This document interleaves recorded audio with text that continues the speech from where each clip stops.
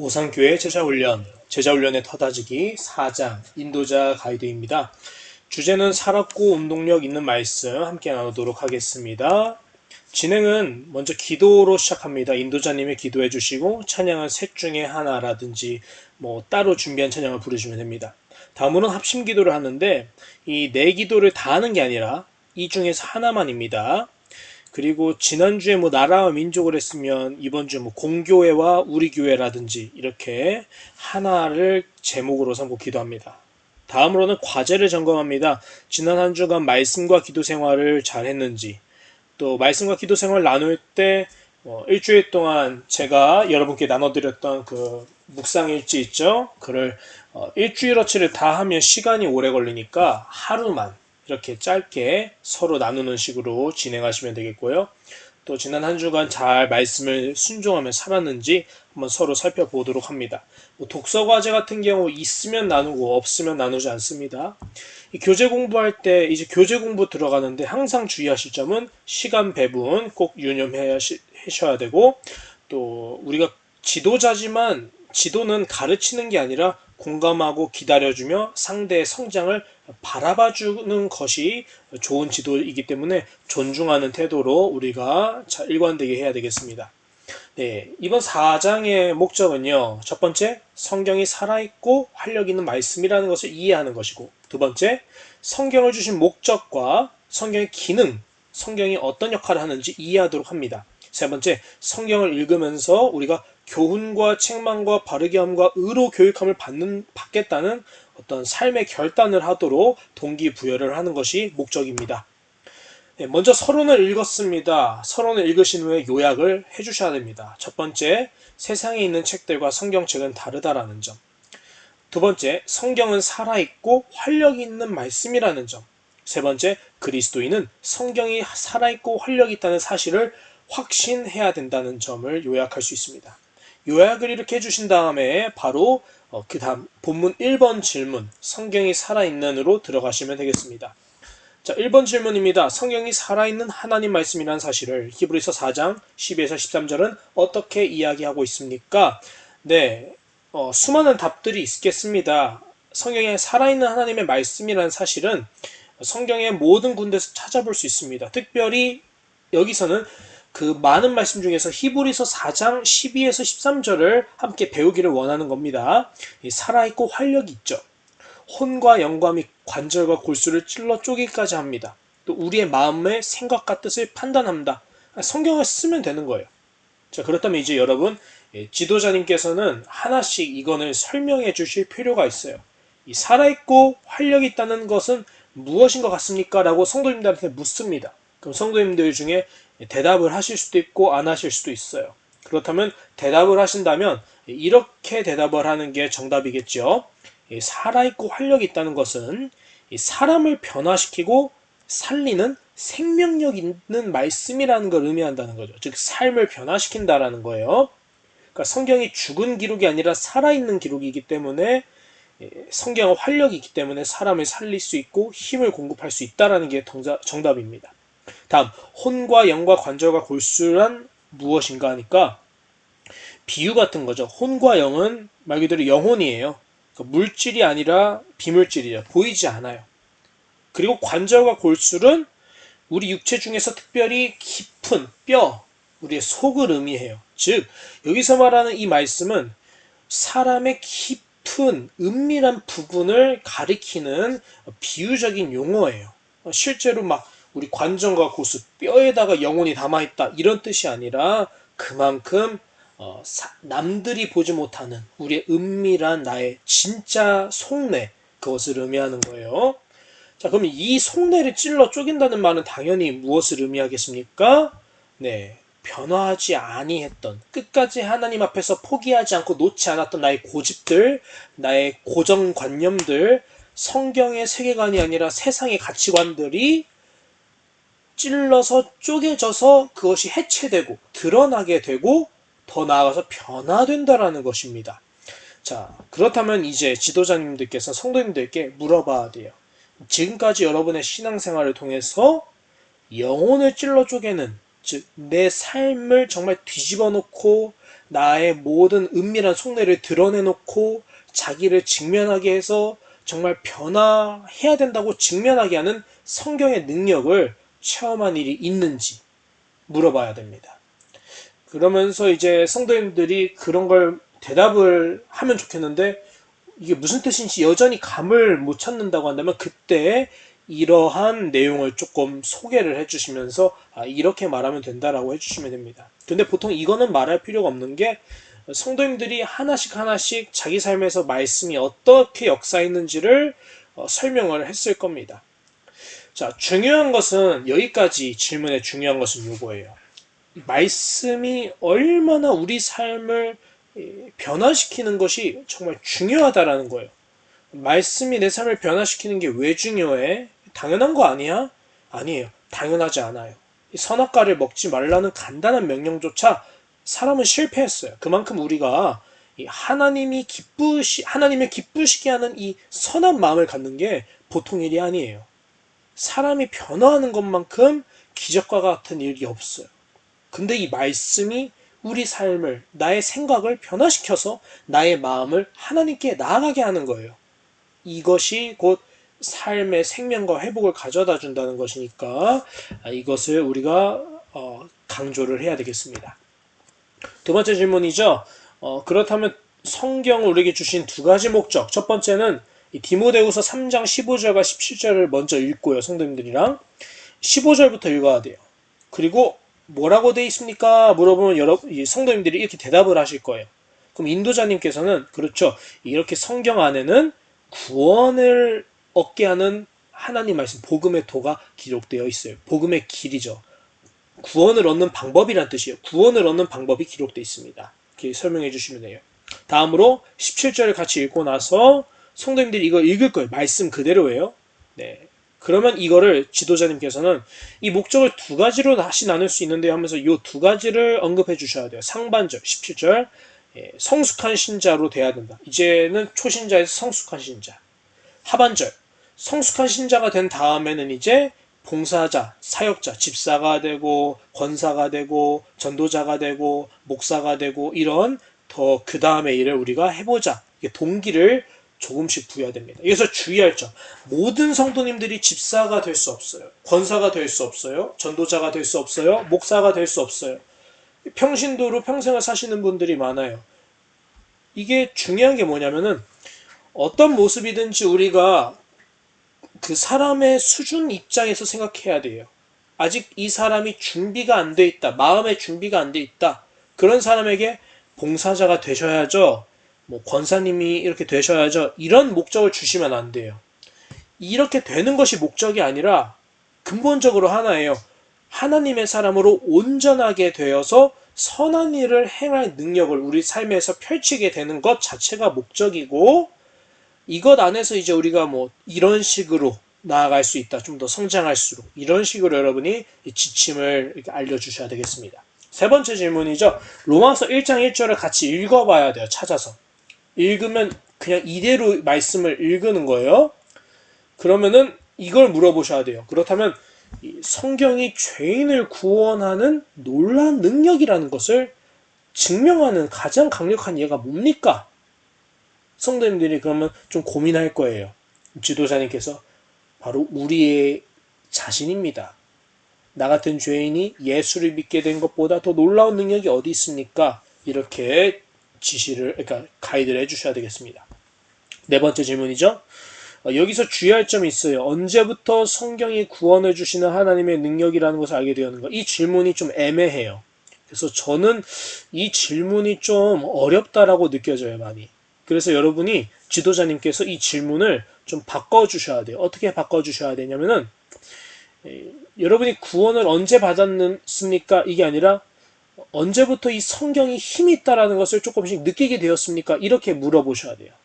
그러니까 4번을 질문을 이렇게 읽은 다음에 이게 좀 어렵죠. 다시 해석해 드릴게요 하면서 이렇게 말하는 거죠.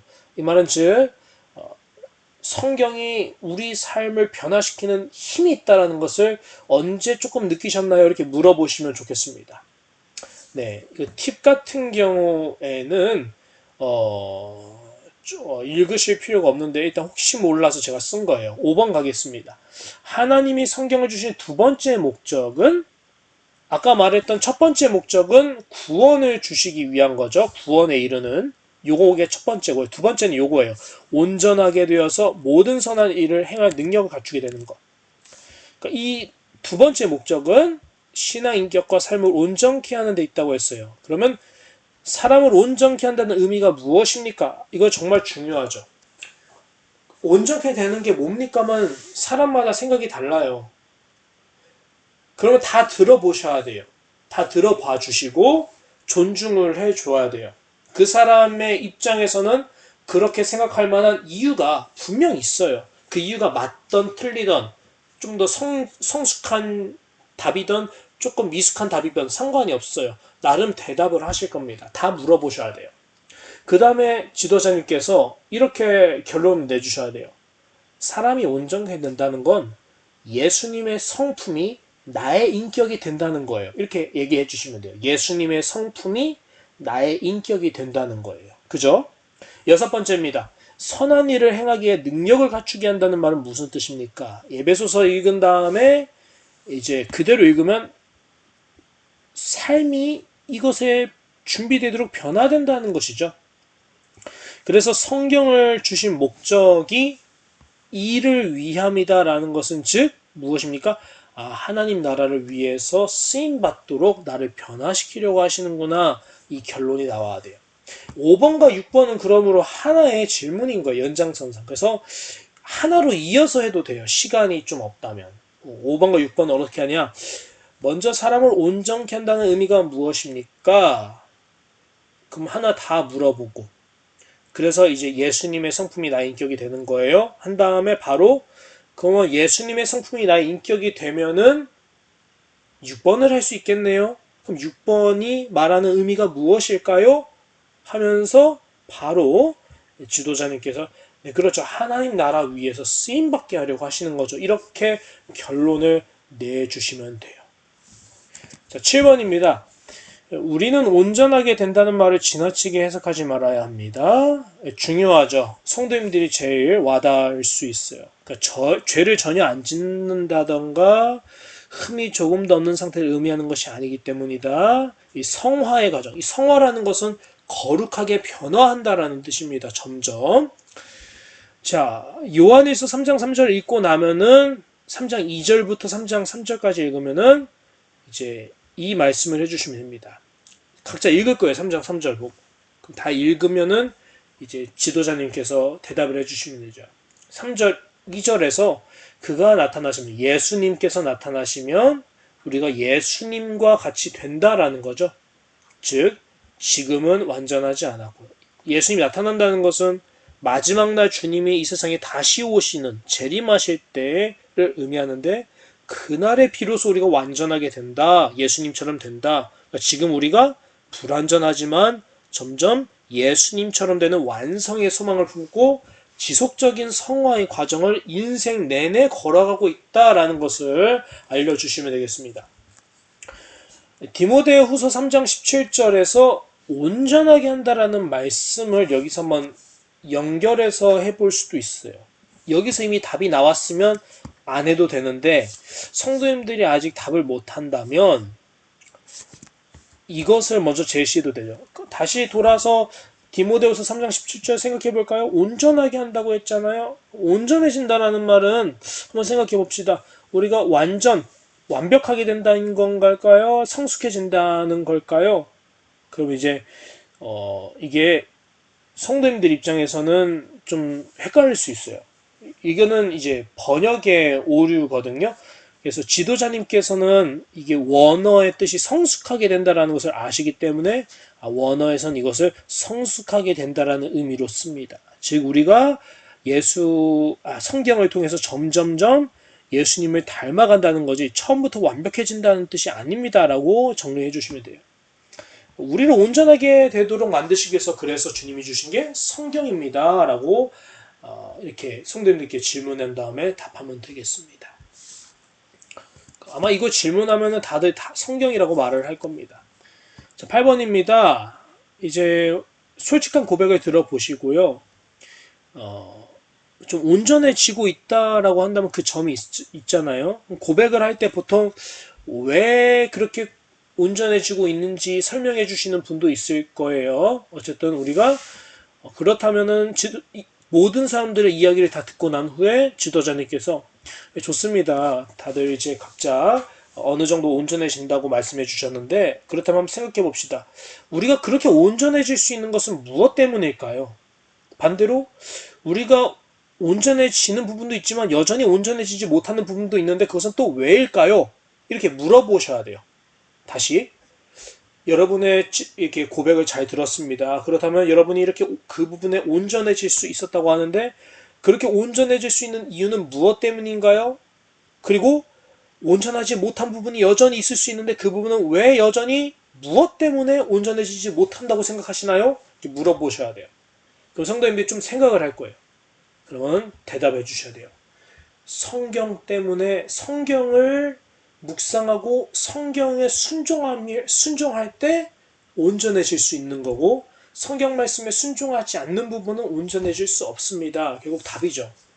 9번의 질문입니다. 성경 가지고 있는 놀라운 네 가지 기능 말씀 그대로죠. 교훈, 책망, 바르게 함, 의로 교육하는 것. 이거를 예를 들어주시면 돼요. 지도자님께서. 착한 아이, 말을 듣지 않으면 책망하는 거, 억지로 고쳐주고 때려서라도 이게 비인격적으로 이렇게 들리실 수도 있는데 사실 비인격적일 수가 없는 게 어린아이가 너무 막 가면 회초리 되잖아요. 그게 때리는 거죠. 뭐겠어요. 때려서라는 것은 학대한다라는 뜻이 아니라 그 아이에게 사랑에 매료된다라는 의미로 이제 거부감이 들지 않도록 잘 오해가 없도록 잘 해주셔야 되고요.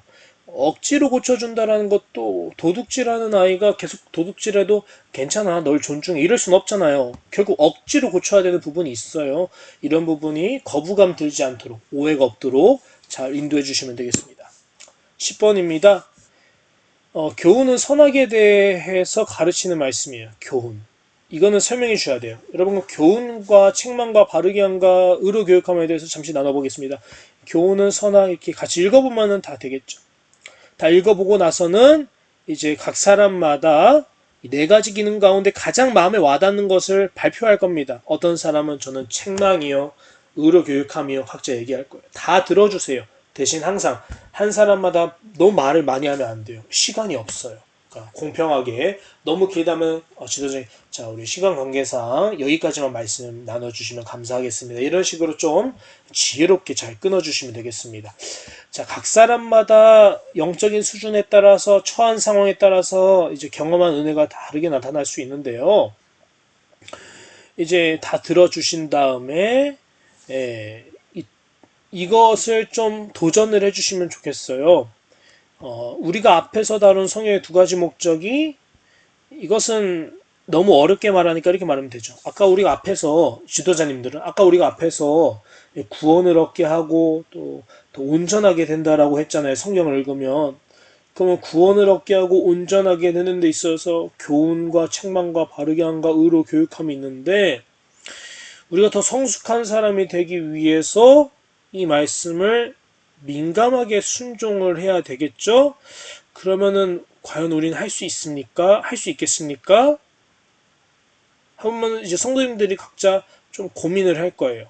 고민을 하면은 그때 이제 여러분께서 이 말씀 해주시면 돼요. 이 성경을 읽는다고 해서 자동적으로 변화되는 것이 아니라는 것을 말씀해 주셔야 돼요. 성경의 이 네 가지 기능에 반응을 해야, 즉 책망이 오면은 책망하실 때 거기에 순종해야 하는 게 반응이죠. 교훈을 받을 때 순종해야 되고 나머지 두 개, 바르게 함과 의로 교육함을 나의 마음에 들릴 때 순종해야 돼요. 이것을 순종해야 된다는 것을 도전을 해주셔야 돼요. 말씀만 읽고 넘어가면 안 되고. 자, 그래서 여기서도 말씀드리지만 회개하고 순종이 중요합니다.